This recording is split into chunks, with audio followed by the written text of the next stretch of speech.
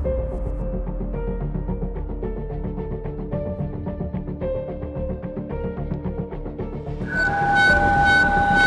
of instruction fire 215 North Huron Street.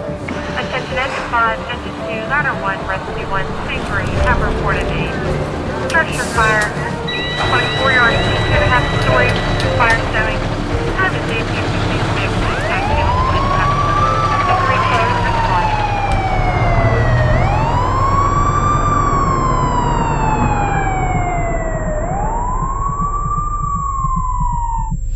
My name's Chris Howe. I'm a recovered alcoholic and drug addict. I'm also a firefighter.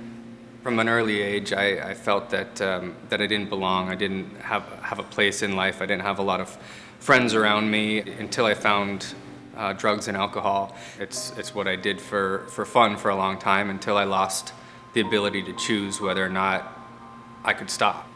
Lots of times I found myself alone with my thoughts in a bottle and drugs. I just didn't belong. I felt like I just absolutely did not belong.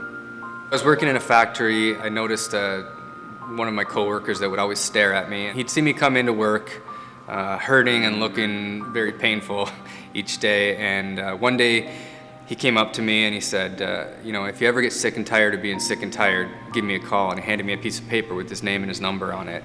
3 months or so after that, I found myself alone in a bar. I found myself picking through my wallet looking for any kind of money or anything that I could use to get another drink, and I came across his number.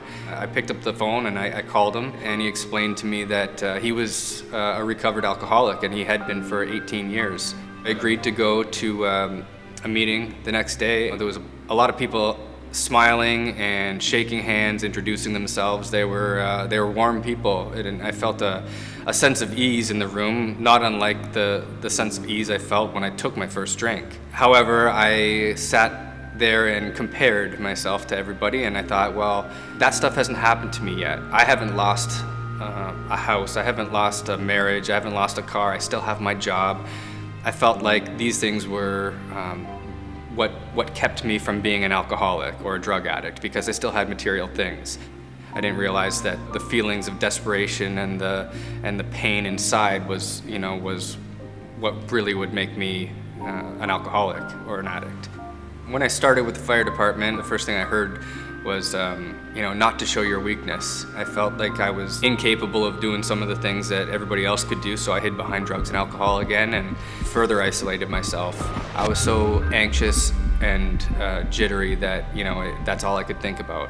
It was a really scary place to live, because I'm supposed to be working a job where I'm saving people's lives, and I couldn't even take care of my own.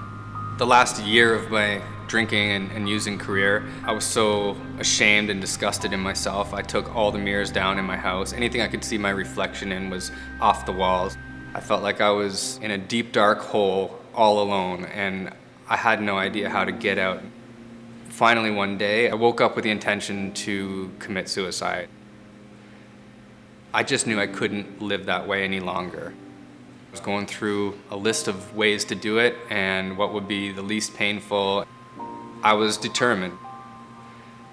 At some point that morning, a wave of emotions hit me. Something in me said, you better go check those people out, those people that were smiling and laughing and shaking your hand and so happy to be sober. I walked into the same room that I'd been going into for 10 years, and I walked in with different eyes, different ears, and most importantly, a different heart. That deep, dark hole that I was so desperately sitting in, looking up for help, I finally reached up for help, and when I did reach up, there was thousands of hands ready to catapult me out of this hole. I was finally able to find that acceptance in recovery without drugs or alcohol. I'm able to finally do my job with confidence. I'm able to finally, relearn some of the things that were taught to me that, I might have taken for granted. I'm able to be a resource for people at work who are struggling, because this is a job where, alcohol dependence is an issue. And, we see a lot of things that most people don't see and have to deal with. To be able to give back at the place where I felt I took so much from is truly a blessing for me.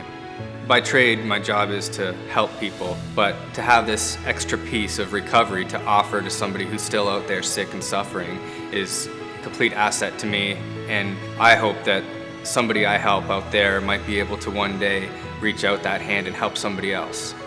Every day you have a chance to change your life. You just haven't realized the journey's probably already begun.